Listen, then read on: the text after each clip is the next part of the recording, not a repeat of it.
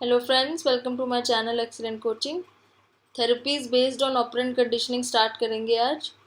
Operant conditioning में जो techniques use होती है किसी के बिहेवियर को मॉडिफाई करने के लिए, उसमें आती है reinforcement technique, extension technique, shaping and modelling.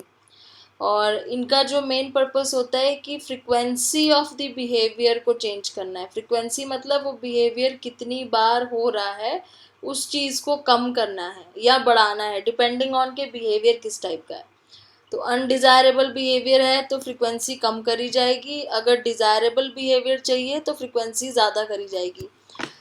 तो फ्रिक्वेंसी को कम ज़्यादा करने के लिए ऑपरेंट कंडीशनिंग का यूज़ होता है। One of the advantage of using operant conditioning is to treat a problem behavior is the results are usually quickly obtained. इसकी एडवांटेज यही है कि जैसे हमने पिछली बार वीडियोस में देखा कि इनसाइट थेरेपीज जो होती हैं, जैसे ह्यूमनिस्टिक थेरेपी हो गई या जेस्टॉल्ट थेरेपी हो गई या साइकोडायनेमिक थेरेपी हो गई, वो सारी इनसाइट थेरेपीज हैं जो हमें इनसाइट प्रोवाइड करती हैं अपने बिहेवियर को लेके, और रूट कॉज ढूंढते हैं, नेचर ऑफ बिहेवियर ढूंढते हैं। उसमें बहुत टाइम लग जाता है, कई बार सालों लग जाते हैं किसी पर्टिकुलर प्रॉब्लम को क्योर करने में। लेकिन ये जो बिहेवियरल थेरेपीज़ होती हैं ये थोड़ी सी फास्ट होती हैं, क्योंकि ये डायरेक्टली बिहेवियर को अटैक करती हैं। जो बिहेवियर है उसके रीज़न पे नहीं जाती हैं कि क्यों हो रहा है, मतलब ये नहीं देखा जाता है कि why this behaviour is occurring. वो सीधा जो बिहेवियर हो रहा है उसी को चेंज करने के ऊपर फोकस होता है यहाँ पे। तो इसीलिए ये ऑपरेंट कंडीशनिंग जो टेक्निक है ये काफ़ी ज़्यादा फास्ट होती है, because the goal of the therapist here is to change the behavior or to bring the behavior under control.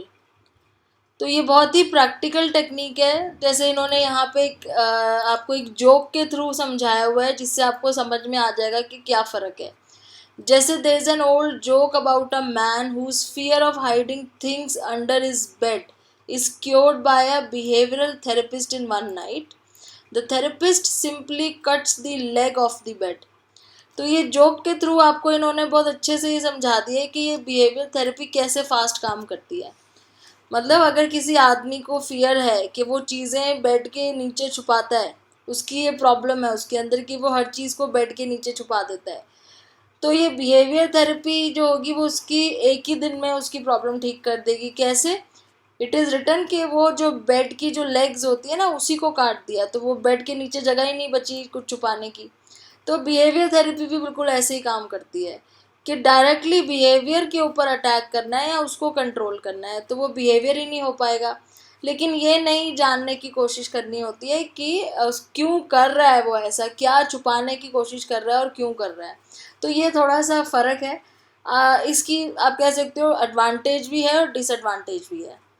तो पहला जैसे इन्होंने प्रोसेस लिया मॉडलिंग, जो बेंड्यूरा भी बोलते हैं कि अपने एक्सपेरिमेंट में, कि मॉडलिंग मतलब बच्चे दूसरों को देख के सीखते हैं चीज़ें। ऑब्जर्वेशन लर्निंग और इमिटेशन लर्निंग के थ्रू जो बिहेवियर हम लर्न करते हैं states that a person with specific fear or someone who needs to develop social skill can learn to do so by watching someone else. तो किसी को देख के डरना सीख जाना, किसी को देख के सोशल स्किल सीख जाना, सब कुछ इसी में आ जाता है मॉडलिंग में। अगर हम घर में देखते हैं कि बड़े लोग जो हैं वो किसी एक पर्टिकुलर चीज़ से डरते हैं, तो बच्चे भी उससे डरना सीख जाते हैं, वो मॉडलिंग बिहेवियर है।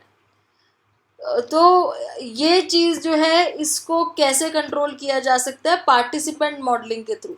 पार्टिसिपेंट मॉडलिंग मीन्स जैसे जो मॉडलिंग जिसकी हो रही है, मतलब जो मॉडल है जिसको कॉपी करेंगे वो डेमोन्स्ट्रेट करके दिखाएगा desired behaviour step by step. मतलब वो ऐसा करके दिखाएगा जैसा वो चाहता है कि कॉपी करा जाए।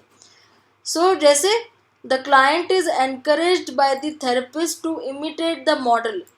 तो मॉडल होगा एक और एक क्लाइंट होगा जिसका बिहेवियर मॉडिफाई करना है, और थेरेपिस्ट क्या करेगा, उस क्लाइंट को बोलेगा कि आप मॉडल को कॉपी करो। जैसे जैसे वो मॉडल, जो भी मॉडल बना हुआ है पर्सन, वो पर्सन जैसे जैसे आगे आगे स्टेप्स कर रहा है आपको सेम फॉलो करना है, आपको इमिटेट करना है सेम चीज़ें। तो जैसे सपोज किसी बच्चे को डॉग से डर लगता है, तो वो मॉडल क्या करेगा, वो मॉडल जो बंदा, जो पर्सन मॉडल बना होगा, वो जाएगा किसी डॉग के पास, उसको टच करेगा, उसको उठाएगा, उसको हक करेगा। अब फिर क्लाइंट को बोला जाएगा, क्लाइंट एक बच्चा भी हो सकता है, एडल्ट भी हो सकता है, उसको बोला जाएगा कि आपने भी सेम ऐसे ही करना है जैसे अभी मॉडल ने किया, आपको भी जाके सेम ऐसे ही डॉग को टच करना है, उसको उठाना है, उसको हक करना है। तो मॉडलिंग से हो सकता है कि जो क्लाइंट है उसको उसके अंदर का वो फियर निकल जाए कि अगर वो सामने वाला पर्सन कर रहा है और उसको कोई उससे हार्म नहीं हो रहा है तो मेरे को भी नहीं होगा।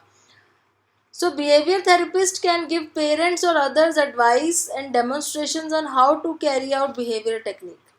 तो सेम चीज़ें पेरेंट्स को भी सिखाई जा सकती हैं। बिहेवियर थेरेपिस्ट पेरेंट्स को सिखा सकते हैं कि आप बच्चे के सामने कैसे मॉडलिंग करो कि वो आपको देख के कॉपी करे, और क्या चीज़ मत करो। तो ये एडवाइस दूसरों को भी दी जा सकती है और पेरेंट्स को भी दी जा सकती है। तो ये एक ईजी टेक्निक है। दूसरी टेक्निक आती है यूजिंग रीइंफोर्समेंट। रीइंफोर्समेंट का मतलब है आप कोई ऐसे रिस्पॉन्स के लिए जो डिज़ायरेबल रिस्पॉन्स है, कोई पॉजिटिव चीज़ दो उसको, कोई रीइंफोर्समेंट दो जिससे वो रिस्पॉन्स वो बार बार करे।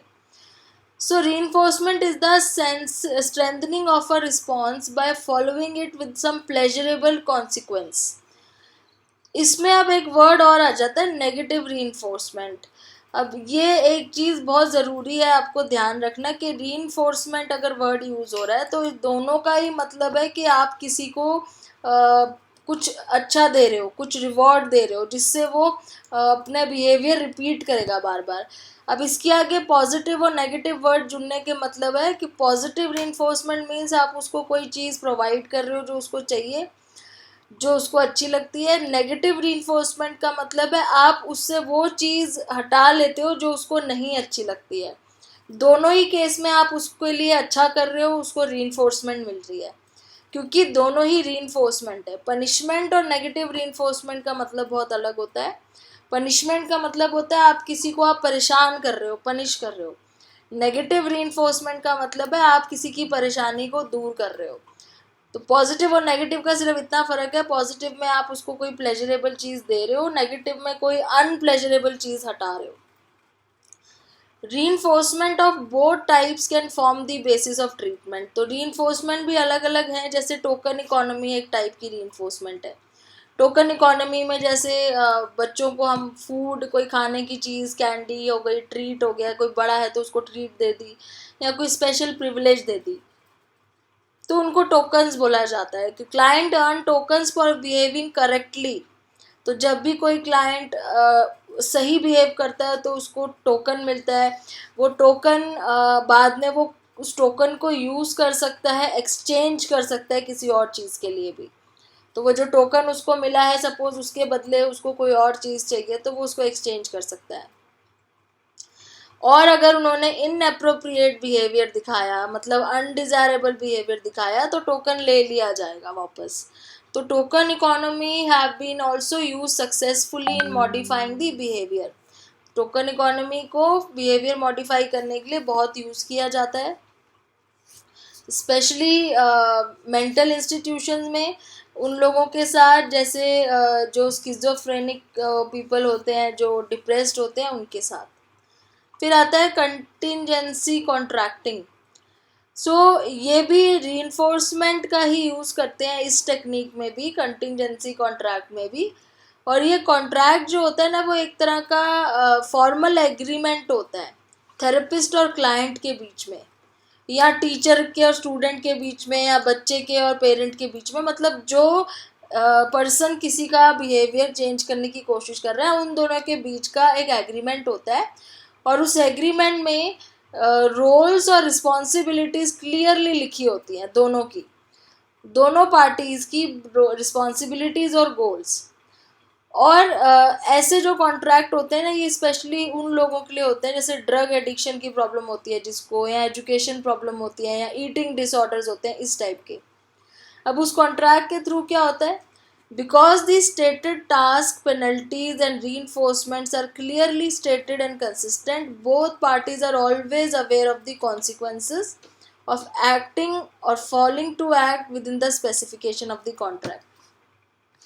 तो आप एक तरीके से अगर एक लीगल एग्रीमेंट जैसे होता है ना कि आपको पता है कि उसको हम लीगल एग्रीमेंट को वो नहीं कर सकते हैं, इग्नोर नहीं कर सकते हैं, उसको हम क्रॉस नहीं कर सकते हैं, ऐसे ये भी एक एग्रीमेंट है दो लोगों के बीच में, जैसे पेरेंट और चाइल्ड के बीच में आपने एग्रीमेंट किया दोनों ने कि ऐसे ऐसे करेंगे तो उसका ये कॉन्सिक्वेंस होगा, अगर अच्छा बिहेवियर होगा, अप्रोप्रिएट होगा तो उसका ये रिवॉर्ड मिलेगा, अगर इनअप्रोप्रिएट बिहेवियर होगा तो उसका ये कॉन्सिक्वेंस होगा।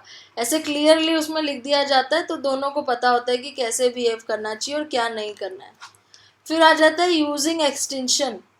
एक्सटेंशन में क्या है, इसमें रीइंफोर्समेंट को रिमूव कर दिया जाता है, रीइंफोर्समेंट को हटा दिया जाता है ताकि जो बिहेवियर है ना वो एक्सटिंक्ट हो जाए। यहाँ पे फ्रीक्वेंसी कम करने की बात हो रही है, तो ये उस टाइप के बिहेवियर के लिए है जो हमें बिहेवियर नहीं चाहिए। तो it involves removal of reinforcer to reduce the frequency of a particular response.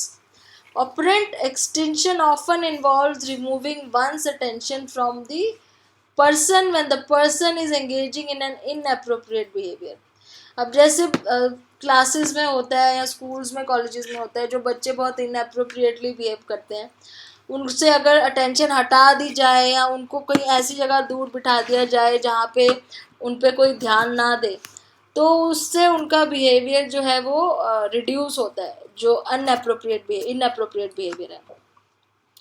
With children, this removal of attention may be a form of time out, in which child is removed from the situation that provides reinforcement. तो जिस जगह पे बच्चे को reinforcement मिल रही है, वो जैसे अपने दोस्तों के बीच में बैठा है और बहुत बातें कर रहा है, उसको रीइंफोर्समेंट मिल रही है बातें करके, उसको उठा के वहाँ से कहीं और बिठा दो। May be a place which can be called as a time out place, तो वहाँ पे उसको बिठा दो, बिकॉज वहाँ पे वो किसी से बात नहीं कर पाएगा और उसका बिहेवियर मॉडिफाई हो जाएगा। एडल्ट्स में क्या होता है, a simple refusal by other person in the room to acknowledge the behaviour is often successful. मतलब अगर कोई एडल्ट ऐसा कर रहा है तो जो सामने वाला पर्सन है जिसके साथ वो इस तरीके से बिहेव कर रहा है, वो उसको एक्नॉलेज ना करे, उसको ध्यान ना दे, उसको जस्ट इग्नोर कर दे, तो एडल्ट्स में ऑटोमेटिकली उसकी फ्रीक्वेंसी कम हो जाती है। तो ये हो गया एक्सटेंशन टेक्निक। अब ये बिहेवियर थेरेपीज की क्या इवैल्यूएशन है, मतलब कि कितनी पॉजिटिव है इसमें, कितनी एडवांटेजेस है, कितनी डिसएडवांटेजेस है। So behavior therapists may be more effective than other forms of therapy in treating specific behavioral problems such as bedwetting। कुछ इस तरह की प्रॉब्लम्स हैं जो जिसके लिए हमें ना फास्ट रेमेडी चाहिए होती है, हम सालों तक वेट नहीं कर सकते। जैसे बेड वेटिंग हो गई है, बच्चे जो होते हैं वो बिस्तर गीला कर देते हैं, उस टाइप का। ओवर ईटिंग या ड्रग एडिक्शन, फोबिक रिएक्शन, जिसमें हमें जल्दी रिजल्ट चाहिए। लेकिन जो ज़्यादा सीरियस प्रॉब्लम है जिसका हमें रूट कॉज पता होना चाहिए, नेचर पता होना चाहिए, जैसे साइकोलॉजिकल डिसऑर्डर्स हैं सच एज डिप्रेशन, स्किज़ोफ्रेनिया, उसके लिए बिहेवियर टेक्निक से ज़्यादा बेटर है कि हम लॉन्ग टर्म टेक्निक्स यूज़ करें जो इनसाइट प्रोवाइडिंग टेक्निक्स हो।